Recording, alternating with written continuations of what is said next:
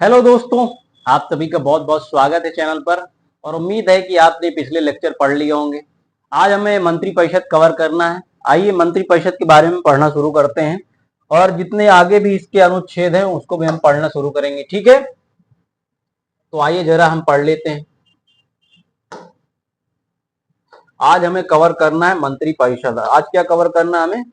मंत्रिपरिषद। ठीक है, आपको जो पिछले लेक्चर दिए गए हैं उसको जरूर पढ़ें आप। ठीक है, और आलस मत किया करिए पढ़ने में। पूरा जो है वीडियो देखिए ताकि जो है आपकी तैयारी भी मजबूत हो सके। ये फाउंडेशन बैच है जिसमें बिना छोड़े हुए कुछ आपको पढ़ाया जा रहा है। ठीक है, तो आइए शुरू करते हैं। आज हम मंत्रिपरिषद को पढ़ेंगे। पिछले लेक्चर में हमने उपराष्ट्रपति और उसके मतलब राष्ट्रपति क्षमा दान शक्तियों तक हमने कवर कर लिया था। आइए शुरू करते हैं। ठीक है, आइए शुरू किया जाए।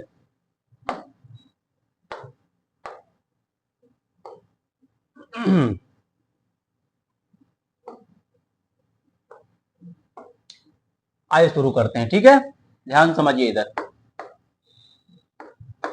ध्यान समझिए।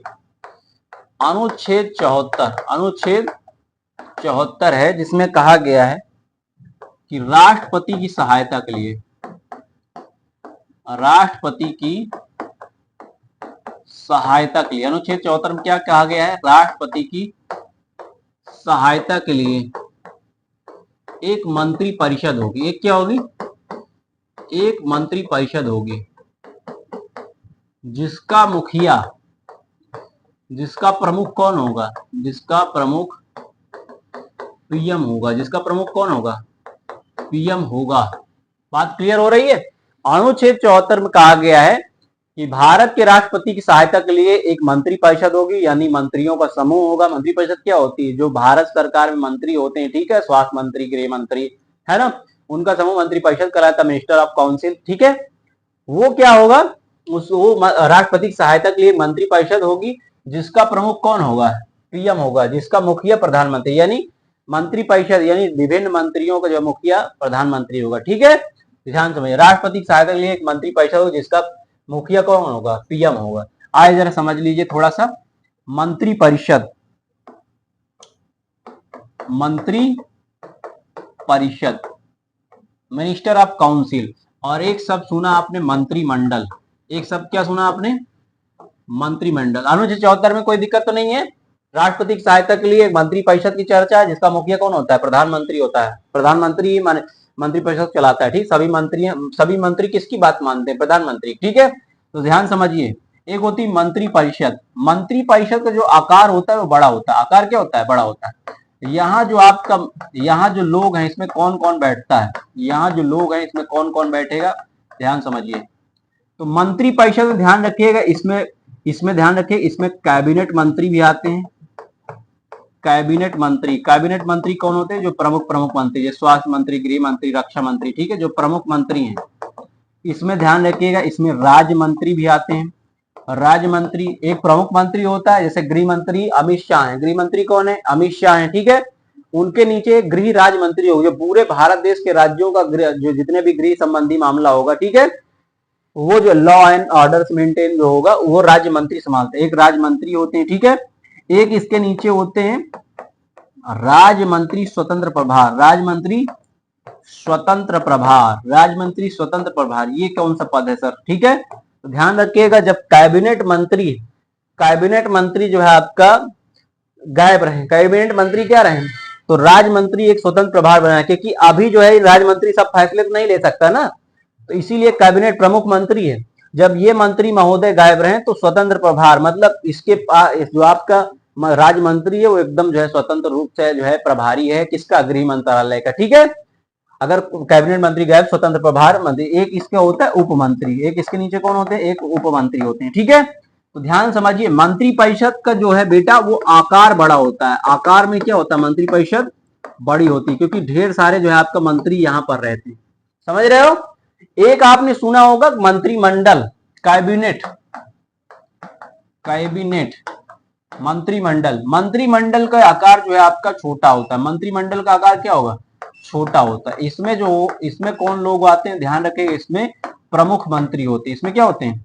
सिर्फ इसमें प्रमुख मंत्री होते हैं। प्रमुख मंत्री जैसे गृह मंत्री है ना, गृह मंत्री हो गया, स्वास्थ्य मंत्री हो गया भारत सरकार का, कहाँ का, भारत सरकार का, स्वास्थ्य मंत्री हो गया, शिक्षा मंत्री हो गया, शिक्षा मंत्री हो गया।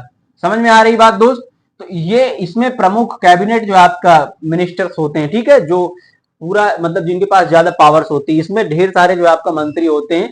मंत्री परिषद का आकार बड़ा होता है, शक्तियां तो होती है, लेकिन आपसे पूछे शक्तियां सबसे ज्यादा किसके पास, तो कैबिनेट के पास, मंत्रिमंडल के पास, किसके पास होता है, क्योंकि यहाँ प्रमुख मंत्री होते हैं। कैबिनेट शब्द भारत में जो है नहीं, ध्यान रखिएगा कौन सा अनुच्छेद मिलता है, 352 अनुच्छेद, 352 अनुच्छेद में, जिसमें आपातकाल है, जिसमें क्या है, राष्ट्रीय आपातकाल की चर्चा है, इसमें राष्ट्रीय आपातकाल 352 मंत्री। जो आपका कैबिनेट शब्द है, कौन सा शब्द, कैबिनेट जो शब्द है, ठीक है, मंत्रिमंडल वाला कैबिनेट शब्द किधर इस्तेमाल है, 352 अनुच्छेद में। तो ध्यान रखिएगा मंत्री, इस पे आकार बड़ा, देखिए इसका आकार क्या होता है, छोटा, इसका आकार छोटा होता है, इसका आकार छोटा होता है, लेकिन शक्तियां ज्यादा होती है, शक्तियां क्या होती है, ज्यादा, शक्तियां ज्यादा, ठीक है, सभी फैसले यहीं पर लिए जाते हैं, यहाँ सब मंत्रियों की बैठक होती है, इसमें शक्तियां जो है कह लीजिए औरों के पास क्या है, कम है, शक्तियां इसके पास क्या है, कम है, समझ रहे हो, क्योंकि प्रमुख जो फैसले होते हैं मंत्रिमंडल लेता है, प्रमुख फैसले कौन लेता है, मंत्रिमंडल, मंत्रिपरिषद में ढेर सारे मंत्रियों का समूह है, ठीक है, यहाँ सिर्फ प्रमुख मंत्री हैं। कैबिनेट ये समझिएगा, पहले जो आपका शब्द संविधान में नहीं था, ठीक है, इसे जो है आपका बाद में जोड़ा गया, 44वां संशोधन, कौन सा, 44वां, ठीक है, 44वां याद रखिएगा, 352 अनुच्छेद में मिलेगा राष्ट्रीय आपातकाल में, ठीक है ना, कोई दिक्कत यहाँ तक। तो 74 में राष्ट्रपति की सहायता के लिए एक मंत्री परिषद, जिसका मुखिया कौन होता है, प्रधानमंत्री होता है, यानी मंत्रियों को चलाता कौन, प्रधानमंत्री। तो मंत्री परिषद का आकार बड़ा होता है, शक्तियां कम होती है, इसमें ढेर सारे मंत्री होते हैं, इसमें प्रमुख मंत्री होते हैं, आकार छोटा होता है लेकिन पावरफुल है, ठीक है, इसमें सभी जो प्रमुख मंत्री होंगे वही जाते हैं, इसमें राज्य मंत्री वगैरह नहीं यहाँ बैठते हैं, ठीक है, सिर्फ प्रमुख मंत्री, गृह मंत्री तो गृह मंत्री है। क्लियर हुई बात, कोई दिक्कत दोस्त, कोई दिक्कत नहीं ना, अंतर समझ में आया आपको? अंतर यही है कि इसमें शक्तियां ज्यादा है, इसमें कम लोग बैठते हैं, इसमें ज्यादा लोग बैठते हैं, शक्तियां कम है, इसका आकार बड़ा है लेकिन शक्तियां क्या है, कम। क्लियर, कोई दिक्कत, कोई दिक्कत नहीं ना, आइए आगे बढ़ते हैं, आइए आगे बढ़ते हैं, ठीक है, समझिए इधर। अगला जो अनुच्छेद है वो है अनुच्छेद 75। अगला अनुच्छेद कौन सा है, अनुच्छेद 75, अनुच्छेद 75। अगला अनुच्छेद कौन सा है, अनुच्छेद 75। अनुच्छेद 75 में क्या है, ध्यान समझिए, अनुच्छेद 75 में इसमें कहा गया है, इसमें कहा गया है प्रधानमंत्री की नियुक्ति, प्रधानमंत्री की नियुक्ति और अन्य मंत्रियों की नियुक्ति, अन्य मंत्रियों की नियुक्ति, प्रधानमंत्रियों की नियुक्ति और अन्य मंत्रियों की नियुक्ति, ध्यान रखिए इसकी चर्चा की गई, समझ रहे हो, इसकी चर्चा। तो पीएम की नियुक्ति व शपथ, पीएम की नियुक्ति व शपथ कौन दिलाता है, तो राष्ट्रपति महोदय दिलाते हैं। कौन दिलाता है, राष्ट्रपति महोदय दिलाते हैं, ठीक है। और जो अन्य मंत्री हैं, यानी कि गृह मंत्री, स्वास्थ्य मंत्री, वो पीएम, प्रधानमंत्री की सलाह पर एक सूची बनाई जाती है, प्रधानमंत्री की सलाह पर, ठीक है, उसको भी कौन, राष्ट्रपति दिलाएंगे, ठीक है। यानी केंद्र सरकार में जितने भी मंत्री और प्रधानमंत्री हैं, उनको शपथ, उनकी नियुक्ति प्रोसेस जो है आपका मतलब शपथ दिलाने काम कौन करता है, राष्ट्रपति महोदय। कौन करते हैं, राष्ट्रपति। तो प्रधानमंत्रियों को जो है आपका शपथ दिलाना और अन्य मंत्रियों, गृह मंत्री, स्वास्थ्य मंत्री की शपथ कौन दिलाता है, राष्ट्रपति महोदय। कौन दिलाते हैं, राष्ट्रपति महोदय, ठीक है। अगला जो अनुच्छेद है बहुत इंपॉर्टेंट है, बहुत इंपॉर्टेंट अनुच्छेद है, ठीक है, वो है 76। कौन सा है, 76। 76 में क्या है, तो यहां ध्यान रखिएगा दोस्त, भारत के महान्यायवादी की चर्चा है, भारत के महान्यायवादी की चर्चा है, भारत के महान्यायवादी, attorney general of India, attorney general of India, ठीक है, attorney general of India, attorney general of India, Bharat के महान्यायवादी की चर्चा है। ये पद क्या होता है, तो ध्यान समझिए ये पद क्या होता है। तो ये पद जो होता है, ध्यान रखिएगा, इस पद पर भारत का न्यायवादी जो होता है, तो ध्यान रखिए इसकी योग्यता, कौन इस पद को संभालेगा, योग्यता क्या होती है इसकी, तो ध्यान रखिएगा जो भी इस पद पर बैठेगा वो सुप्रीम कोर्ट के जज के बराबर योग्यता रखेगा, सुप्रीम कोर्ट के जज के बराबर योग्यता, जज के बराबर योग्यता रखता, सुप्रीम कोर्ट के जज के बराबर क्या योग्यता रखता हो, सुप्रीम कोर्ट के जज के बराबर योग्यता रखता हो। अनुच्छेद 76 में क्या है, भारत के महान्यायवादी की चर्चा है। योग्यता क्या होनी चाहिए महान्यायवादी की? सुप्रीम कोर्ट के जज के बराबर, सुप्रीम कोर्ट के जज के बराबर। ठीक है, कोई दिक्कत? कोई दिक्कत? ध्यान समझिए और ध्यान रखिए कार्य क्या है इसका, कार्य क्या है? तो ये सरकार का वकील है। सरकार का क्या है? वकील है। केंद्र सरकार में कोई भी मामला होगा, केंद्र सरकार को जब कहीं कोर्ट बुलाया जाएगा, सुप्रीम कोर्ट, अगर केंद्र सरकार थोड़ी चाहेगी, प्रधानमंत्री थोड़े चला जाएगा, यानी केंद्र सरकार जो आपका है उसमें कोई भी मामला होता है तो सुनवाई के लिए ये महोदय जाएंगे। ठीक है, महान्यायवादी कौन जाएंगे? Attorney general. कार्य इसका क्या है? सरकार का वकील है।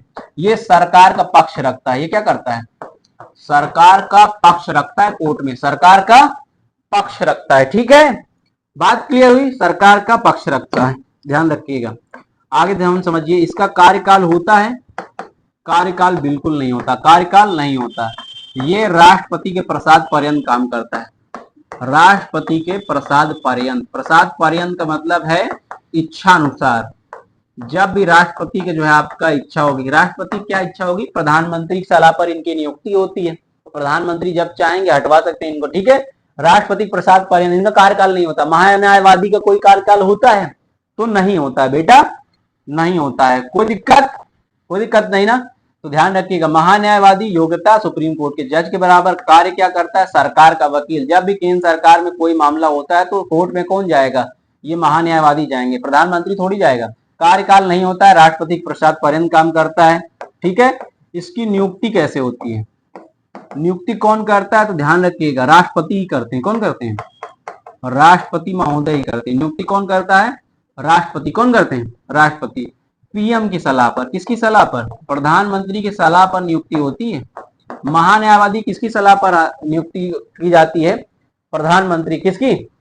प्रधानमंत्री की सलाह पर राष्ट्रपति महोदय नियुक्ति करते हैं। और नियुक्ति भी ध्यान रखिएगा, और त्याग पत्र भी, नियुक्ति भी और त्याग पत्र, नियुक्ति और त्याग पत्र दोनों जो है राष्ट्रपति महोदय, यानी कि राष्ट्रपति इनको बैठा भी सकते हैं और इनसे इस्तीफा जो आपका ये भी किसके पास जाएंगे? राष्ट्रपति देने जाएंगे। ठीक है, कोई दिक्कत? कोई दिक्कत है? कोई दिक्कत नहीं ना? और इसको वेतन वगैरह कुछ मिलता है? तो वेतन जो है नहीं है, वेतन निश्चित नहीं है। ठीक है, कुछ भत्ता मिलता है इनको, आवास मिलता है। ठीक है, आवास, इनको गाड़ी की सुविधा मिलती है। समझ रहे हो? इनको वेतन निर्धारित नहीं है। समझ में आ रही बात? और ध्यान रखिएगा, क्या ध्यान रखना है? तो ध्यान रखिएगा, ये लोकसभा और राज्यसभा की कार्यवाही